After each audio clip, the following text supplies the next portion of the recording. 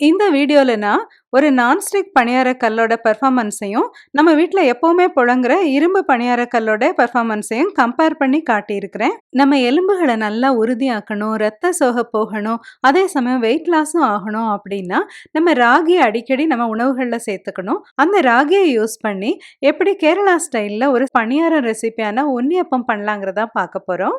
Subscribe பண்ணிட்டு தொடர்ந்து பாருங்க friends. Welcome to Vicky's kitchen. நம்ம செய்ய போற குவான்டிட்டிக்கு 25 பணியாரங்கள் கிடைக்கும். நல்ல பழுத்த வாழைப்பழம் 2 எடுத்துக்கிறோம். மிக்ஸியோட மீடியம் சைஸ் ஜார்ல இந்த 2 பழத்தையும் உரிச்சு சேர்த்துக்கலாம். இது கூட 6 ஏலக்காய், 1/4 கப் துருவின தேங்காய், இதையெல்லாம் சேர்த்து தண்ணி எதுவும் சேர்க்காம நல்லா மையா அரைச்சு எடுத்துட்டு வந்துடுவோம். பாருங்க, இந்த அளவுக்கு நல்லா அரைச்சிருக்கோம். இந்த வாழைப்பழம் எல்லாமே நல்லா அரைப்பட்டுருச்சு.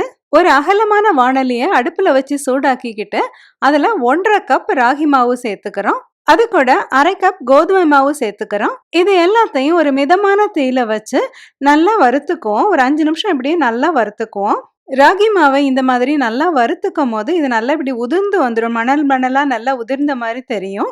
இந்த நேரத்துல ராகியோட வாசனை ரொம்ப நல்லா நம்மளுக்கு கிடைக்கும். ராகி ஒரு சிலருக்கு செமிக்கிறதுக்கு கொஞ்சம் கஷ்டமா இருக்கும். அதை இந்த மாதிரி வறுத்துட்டு செஞ்சோம் அப்படின்னா எல்லாருக்குமே ஈஸியா அது டைஜஸ்டபிளா இருக்கும். அதே சமயம் அதோட சத்துக்களும் நம்மளுக்கு ரொம்ப ஈஸியா கிடைக்கும் அப்படின்னு சொல்லிட்டு சொல்றாங்க. ராகியும் கோதுமையும் வறுபட்டு கொஞ்சம் நல்லா வாசம் வந்துடும். இப்படி ஒரு 5 நிமிஷம் வறுத்த பிறகு இதை தனியா ஒரு பாத்திரத்துக்கு மாத்திக்குவோம். இனிமே அதே வாணலியை அடுப்புல வச்சுட்டு அதுல நம்ம 1 கப் துருவின வெல்லம் சேர்த்துக்கிறோம். சிலருக்கு வெல்லம் வந்து கம்மியா இருக்கணும் அப்படின்னா 3/4 கப் சேர்த்துக்கலாம். இது கூட நம்ம 1/2 கப் தண்ணி சேர்த்துக்கிறோம். இதுல பாகு எதுவும் எடுக்க வேண்டாம். இதை லேசா நம்ம சூடுபடுத்தணும்னாலே வெல்லம் நல்லா நம்மளுக்கு கரைஞ்சிரும். இப்போ அதுக்கு கீழே எதுவும் மண்ணு கல் இருந்துச்சுன்னா நம்ம அதை ரிமூவ் பண்ணிட்டு இந்த வெள்ளப்பாகு மட்டும் தனியா எடுத்துக்கலாம். பாகு பதம் எதுவும் பார்க்க தேவையில்லை. நம்மளுக்கு வெல்லம் நல்லா கரைஞ்சா போதும். இப்போ நம்ம இந்த மாவு வறுத்து வச்சிருந்தோம் இல்லையா, அது கூட இந்த வாழைப்பழம், ஏலக்காய், தேங்காய் இது எல்லாத்தையும் அரைச்சி வச்சிருந்தோம்ல, அந்த மிக்சியில் உள்ள கண்டென்ட்ஸ் எல்லாத்தையுமே இந்த மாவு கூட நம்ம சேர்த்துக்கிறோம். இது கூட கொஞ்சமா தண்ணி சேர்த்து, அதாவது ஒரு 1/4 கப் தண்ணி அளவு சேர்த்துட்டு இந்த மிக்சி கழுவி இந்த தண்ணியை நம்ம இதில் சேர்த்துக்கிறோம். இது கூட நம்ம கரைச்சி வச்சிருந்தோம் இல்லையா, இந்த வெல்லத்தை சேர்த்துக்கிறோம். கொஞ்சம் கொஞ்சமா இந்த வெள்ளப்பாகு நம்ம சேர்த்துட்டே வரலாம். இந்த அளவு மாவுக்கு நம்ம எடுத்து வச்சிருந்தாலே அந்த வெல்லம் ரொம்ப சரியா இருக்கும். அது எல்லாத்தையும் போட்டு நம்ம இப்படி பிசைஞ்சுக்குவோம். கொஞ்சம் தண்ணியான தோசை மாவு மாதிரி பக்குவத்துக்கு நம்ம இதை கரைச்சிக்கிறோம். இது கூட வாசனைக்காக 1/2 டீஸ்பூன் சுக்குத்தூள் சேர்த்துக்கிறோம். இந்த ஸ்டேஜ் வரைக்கும் நம்ம கரைச்சி வச்சுட்டு ஒரு மதியமே நம்ம கரைச்சி வச்சோம் அப்படின்னா சாயந்தரம் நம்மளுக்கு டிஃபனுக்கு இந்த உன்னியப்பம் செய்கிற அளவுக்கு நம்மளுக்கு இது நல்லா புளிச்சு வந்துடும். இல்லை நம்ம இமீடியட்டாக செய்யணும் அப்படின்னா இதில் நம்ம கொஞ்சம் பேக்கிங் சோடா சேர்த்துக்கலாம். நம்ம இந்த மாவு கரைச்ச உடனே இந்த பணியாரம் செய்ய போகிறோம் அப்படிங்கிறனால இது கூட 1/4 டீஸ்பூன் பேக்கிங் சோடா சேர்த்துருக்குறோம். எனக்கு எப்போவுமே பேக்கிங் சோடா சேர்த்த பிறகுதான் இந்த பணியாரம் நல்லா சாஃப்டாக வருது. நம்ம பேக்கிங் சோடா சேர்க்காம செய்யணும் அப்படின்னா கூட கொஞ்ச நேரம் நம்ம இதை புளிக்க வச்சுக்கணும். இந்த பணியாரத்தை நம்ம கேரளா ஸ்டைலில் பண்ண போகிறோம் அப்படிங்கிறனால நம்ம தேங்காய் எண்ணெய் எடுத்துருக்குறோம். நம்ம எடுத்துருக்கிறது வெர்ஜின் கோகனட் ஆயில். அதாவது நம்ம ஊரில் தேங்காயை கொடுத்து இந்த மாதிரி செக்கில் அரைச்சி வாங்கியிருப்பாங்க இல்லையா, அந்த மாதிரி உள்ள தேங்காய் எண்ணெய் வந்து வெர்ஜின் கோகனட் ஆயில்னு சொல்லுவாங்க. இது ரொம்ப ஹெல்த்தியானது அப்படின்னு சொல்கிறாங்க. நான் இன்னைக்கு ஒரு கம்பேரிசனுக்காக ஒரு நான்ஸ்டிக் பணியாரம் பேனையும் நம்ம யூஸ்வலாக யூஸ் பண்ணுற இந்த இரும்பு கல் பணியார பேனையும் யூஸ் பண்ணி எப்படி பணியாரம் வருதுங்கிற கம்பேரிசனை உங்களுக்கு காட்ட போகிறேன். இந்த நான்ஸ்டிக் பேனில் நம்ம ரொம்ப ஜென்டிலாக லைட்டா எண்ணெய் தேய்ச்சிக்கிறோம். அதே அளவு கம்மியாவே நம்ம இந்த குழிப்பணியார கல் இருக்கு இல்லையா, அதுலயும் கொஞ்சமா எண்ணெய் தேய்ச்சிருக்கிறோம். பணியார கல் நல்லா சூடான உடனே நம்ம ரெடி பண்ணி வச்சிருக்கிற மாவை இதுல நல்லா சேர்த்துக்கிறோம். இது வந்து கம்ப்ளீட்டா ஃபுல்லா நம்ம சேர்த்துடக்கூடாது. இப்படி கொஞ்சமா கேப் இருக்க அளவுக்கு நம்ம ஊத்திக்கணும். இனிமே தீயை ஒரு மீடியம்க்கு கம்மி பண்ணி வச்சுட்டு இதை ஒரு மூடியால மூடி வச்சுக்குவோம்.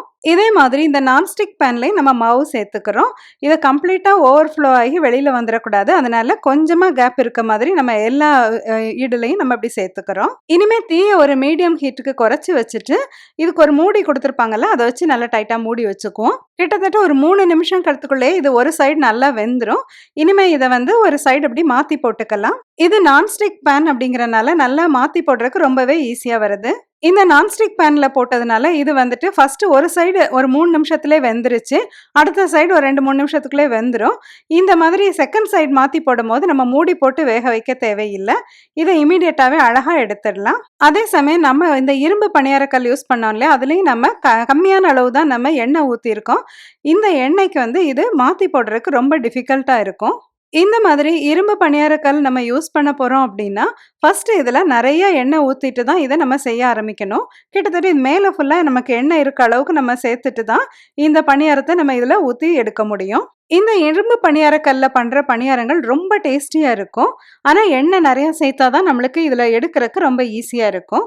அதனால யாராவது எண்ணெய் கம்மியா இருக்கணும் சேர்த்து தான் சாப்பிடணும் டயட்டுக்காக அப்படின்னு நினைக்கிறவங்க, இந்த மாதிரி இரும்பு பணியாரக்கல் யூஸ் பண்றத விட்டுட்டு, கொஞ்சம் நான்ஸ்டிக் பணியாரக்கல் யூஸ் பண்ணாங்க அப்படின்னா, அது வந்து நம்மளுக்கு எண்ணெய் கம்மியா செலவாகும். அதே சமயம் நான்ஸ்டிக் பேன் யூஸ் பண்ணும்போது, அது வந்து நல்ல புதுசா இருக்கும்போது தான் அது வந்து ஹெல்த்தியானதுன்னு சொல்றாங்க. அதில லேசா கீறல்கள்லாம் விழ ஆரம்பிச்சுச்சு அப்படின்னா, அதுலேருந்து எமிட் பண்ற கேஸஸ் வந்து நம்மளுக்கு நல்லதில்ல. ஸோ நம்ம ஒரு 2, 3 வருஷத்துக்கு ஒரு வாட்டி நம்ம நான்ஸ்டிக் பேன்னா திருப்பி மாத்திட்டே இருக்க வேண்டியிருக்கும். ஆனா இரும்பு கல்னா நம்ம ஒரு தடவ வாங்குனா போதும். நம்மளுக்கு ஜெனரேஷன்ஸ்க்கும் அது நல்ல யூஸ்ஃபுல்லா இருக்கும். இந்த நான்ஸ்டிக்கா அல்லது இரும்பு பாத்திரமா அப்படிங்கிறது அவரவரோட தனிப்பட்ட தேவைகளையும், ஹெல்த்தையும் பொறுத்தது.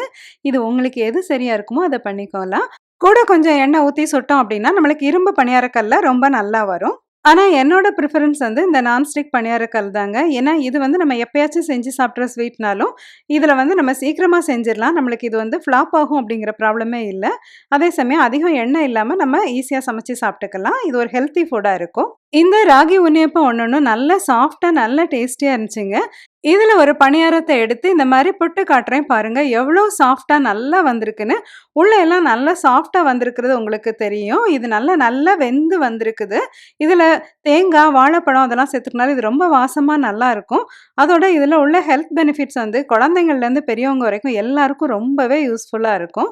என்ன ஃப்ரெண்ட்ஸ், இந்த ஹெல்த்தியான இனிப்பு பணியாரமான இந்த ராகி பணியாரம் உங்களுக்குலாம் ரொம்ப பிடிச்சிருந்துருக்கும்னு நினைக்கிறேன்.